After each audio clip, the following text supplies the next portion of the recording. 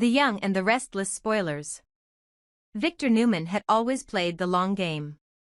Ruthless, manipulative, and unmatched in the art of power moves, he was the kind of man who never showed his hand until every piece had already been played. Genoa City knew him as a man who would stop at nothing to protect what he saw as his empire, and anyone who dared to oppose him was either crushed, bought out, or erased from relevance. But this time, Victor's target wasn't just business, it was personal. And the man he had chosen as his pawn, the one he believed was desperate and broken enough to follow orders without question, was Cain Ashby. But Victor underestimated Cain. Desperate as he might have appeared, struggling with the ruins of his marriage, the coldness of his children, and the weight of past betrayals, Cain still had one thing Victor never understood, a conscience wrapped in defiance. So when Victor delivered his chilling plan to Cain in a low, calculated voice, an unthinkable scheme that involved the murder of Jack Abbott, Cain didn't react with shock. He reacted with a simmering rage. Victor wanted Jack dead. Not ruined, not exiled, dead. His reasoning? Jack had crossed one line too many, and Victor had decided there could be no more games, no more polite threats. Just silence, permanent, irreversible silence. But Cain wasn't the loyal servant Victor imagined him to be. Though Victor believed he had full control, through blackmail, intimidation, and implied rewards, Cain knew how to navigate dangerous waters. He understood that proximity to a predator could either get you eaten or give you a perfect opportunity to strike. And instead of following through on Victor's plan, Cain did something unexpected, he went straight to Jack. Jack Abbott had been many things over the years, conniving, vengeful, a master of backroom business warfare, but nothing prepared him for the depth of Victor's hatred this time. When Cain told him everything, laying out the full scope of Victor's plan, Jack was momentarily speechless. Then came the fury. Not rage born from fear, but the righteous anger of a man who had played chess with the devil for decades and just realized that the game had escalated beyond the board. Jack had long suspected Victor capable of horrific things, but this crossed into pure villainy. Assassination. Poison. A legacy built not just on business but on the blood of enemies. The two men, Jack and Cain, began to plot.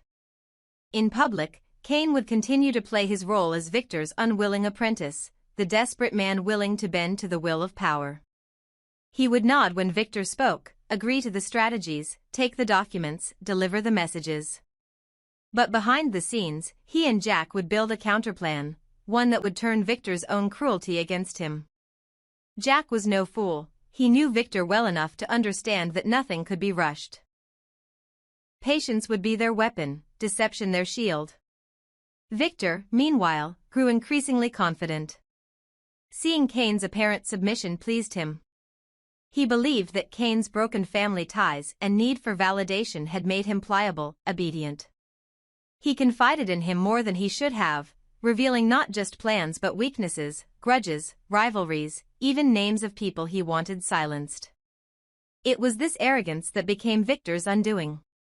Because every word, every command, every secret revealed to Cain was being fed straight to Jack. Cain, playing the double agent to perfection, maneuvered closer to Victor's inner circle while Jack tightened the noose from the outside. But the game was dangerous. The deeper Cain went, the greater the risk. One slip, one overheard conversation, one trace of betrayal, and Victor would turn on him with the full weight of his fury.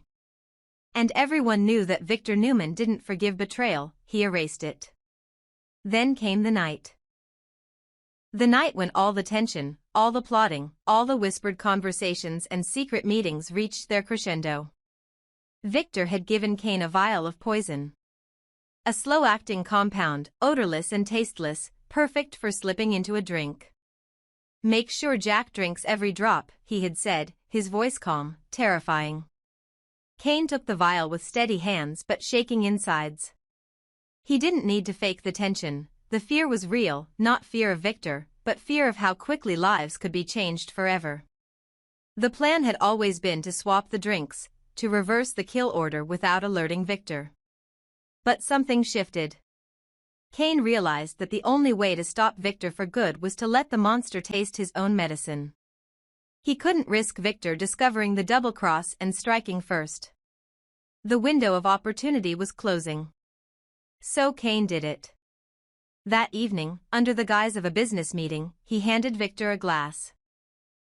Ice clinked gently against the crystal, and the liquid inside looked no different than usual.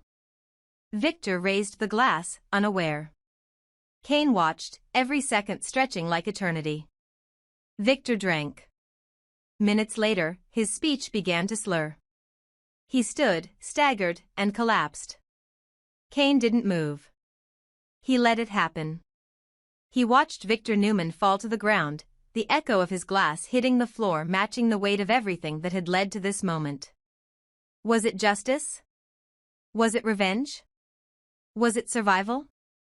Kane couldn't say. All he knew was that this was never part of Jack's plan.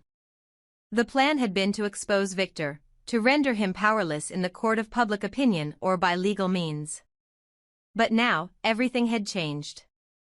This was irreversible. Jack arrived minutes later, summoned by a coded message from Kane. When he saw Victor's lifeless body, his face turned pale. "What did you do?" he asked, voice hollow. Kane couldn't answer.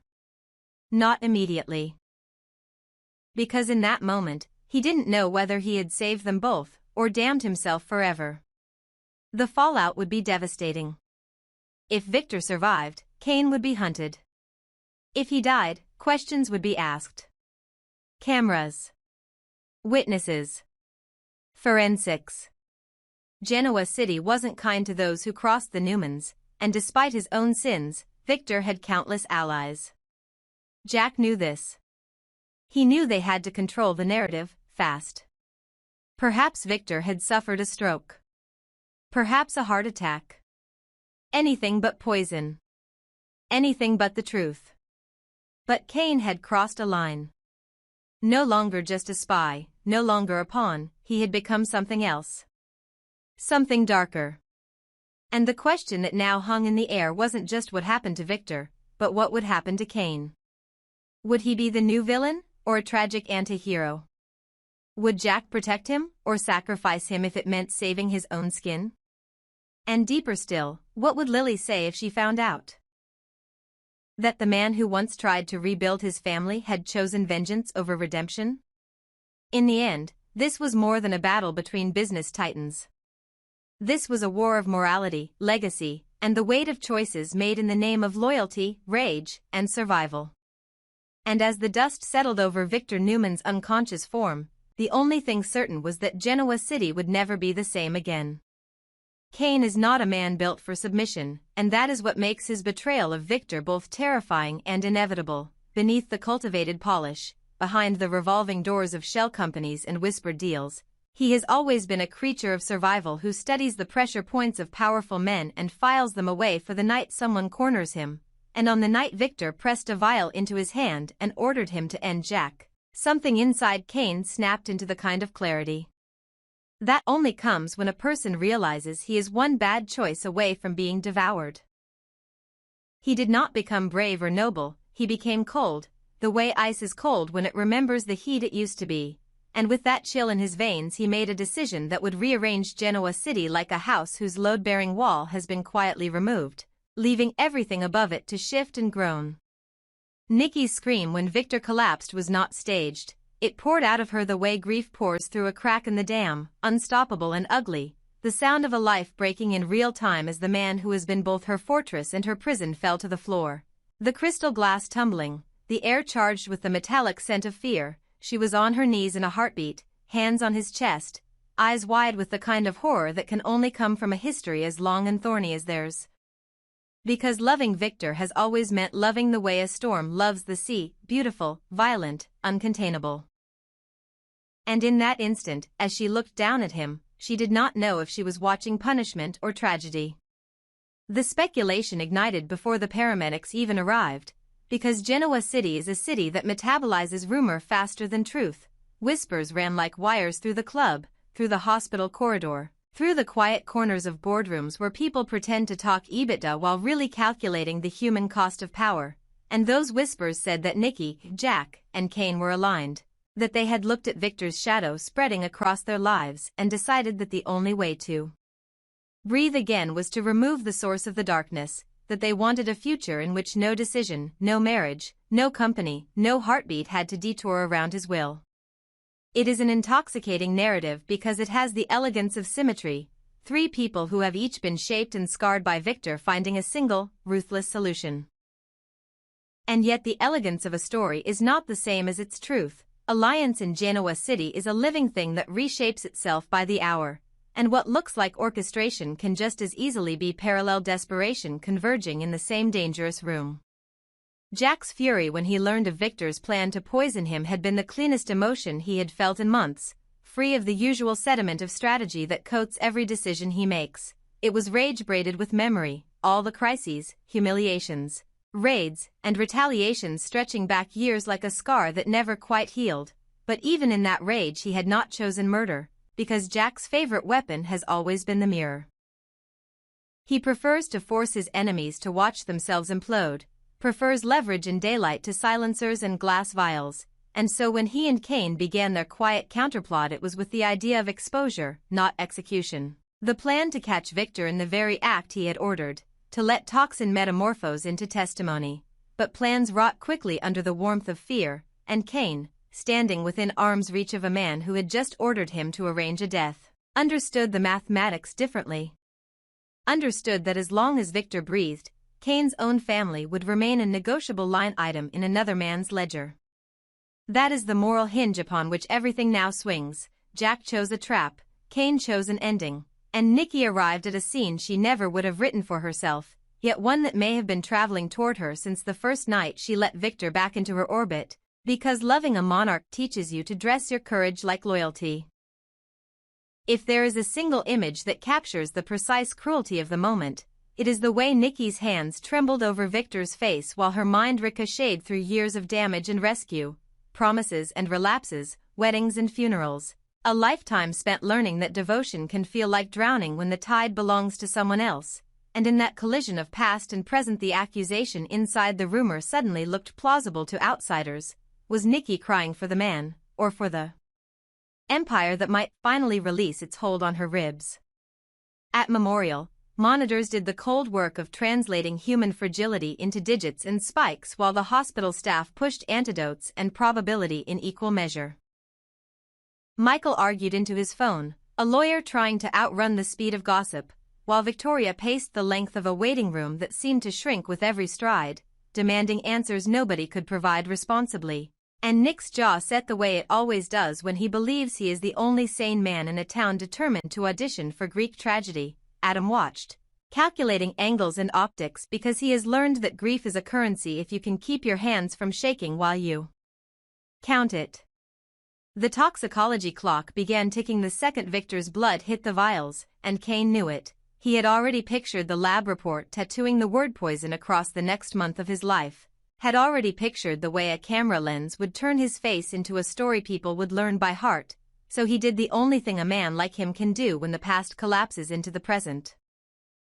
He vacuumed the room for traces, wiped the prints on the empty tumbler, tucked the vial back into the pocket it came from, and swallowed the acid truth that he had crossed a line no board vote or tender offer could ever undo. He could tell himself that Victor loaded the gun and pressed it into his hand, that all he did was aim it away from Jack and toward the man who insisted on owning gravity. But morality does not grade on a curve, it takes attendance, writes names in ink, and shows up at your door in the middle of the night to ask if you meant what you did, and Kane, for all his defiance, has always been haunted by the mirror of his children's faces. As the rumor machine suggested an unholy trinity of Nikki, Jack, and Kane, the city forgot how isolation breeds identical decisions. Nikki wanted a life that did not require flinching every time a phone rang after midnight. Jack wanted to end the forever war that had made him a general in a conflict with no treaty, and Kane wanted to survive without delivering a corpse's tribute. And each of those desires could produce similar footprints without a single meeting ever occurring. But rumor is the shortcut the human brain takes when the full map is too terrifying to study, and so the idea of a pact seduced people who needed to believe that Victor's fall was engineered by architects rather than precipitated by the gravity he insisted never applied to him. There is a brutal symmetry in the fact that the poison Victor selected to erase Jack became the instrument that unmasked his own mortal status. The man who arranges catastrophes as if he were weather found himself subject to ordinary chemistry, and the question that metastasizes from that irony is whether justice has finally been paid in the only language tyrants hear, or whether the people standing closest to him have allowed their desperation to calcify into something indistinguishable from cruelty. Nikki's tears do not answer the question. Tears are multilingual, they can mean guilt, relief, terror, love, or the simple human shock of watching a myth break its ankle on the curb of reality. For Jack, the hours after were the quietest of his life, not because the world went silent but because silence settled inside him like dust after the bookshelf falls. He had wanted a reckoning conducted in light, board minutes, press statements, courtroom oxygen. Because that is how you dismantle a legend without becoming legend yourself.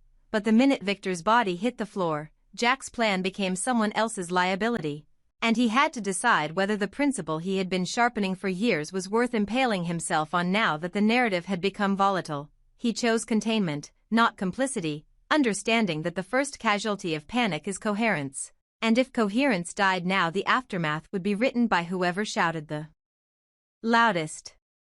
He is too seasoned not to recognize that even if he kept his fingerprints off the glass, his name has been etched into the story by decades of mutual devastation. In a city built on memory, history functions as evidence. And yet, beneath strategy, there is something like pity moving around in Jack's chest. He has hated Victor with a purity most men reserve for their gods, but he has also defined himself against him for so long that the possibility of a world where that axis tilts produces vertigo. The way sailors feel uneasy on land after years at sea because the stillness disrupts the body's learned rhythm.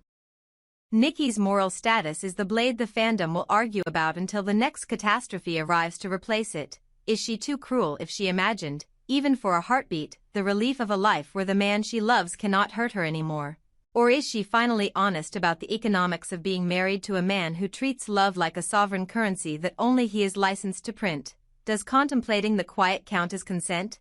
And if so, are we prepared to criminalize the small act of imagining survival? Her entire arc has been a braid of devotion and damage, relapse and rescue, vows and the ritual of breaking them. And it is possible that her tears were not just grief for Victor but grief for the version of herself that had been renovated to accommodate him, a floor plan designed around a resident storm. The temptation to label her ruthless is strong because labels let us end the conversation early, but ending the conversation is what created the spiral in the first place. When power is allowed to become weather, everyone else becomes architecture, and architecture does not get to choose the wind. Meanwhile, the mechanics of aftermath grind forward with bureaucratic indifference. Christine wants the chain of custody, Michael wants the chain of narrative, and the Newman children want a time machine so they can go back 12 hours and drag their father out of whatever room held that glass. And as they circle each other in that waiting room, each of them must make a private inventory of their last conversation with Victor and decide whether it will eat them alive if he does not wake up to argue with them one more time. Across town, chatter thickens. Board members sharpen their concern into opportunities. Rivals write drafts of statements conveying their shock while their eyes flicker toward market share, and the city's conscience, such as it is, tries to separate punishment from poetic justice before the morning news teaches an entire country what happened. Kane sits with the type of stillness that only arrives after the body has run out of adrenaline. He can hear every avenue of the future, and all of them end in rooms where someone asks, quietly or with handcuffs, why he thought he had the right to decide whether a man like Victor deserved to be subject to the same mortality as everyone else. The truth is ugly and simple. Kane did not choose mortality, he chose agency, and agency is the one commodity Victor never allowed anyone else to hold for very long.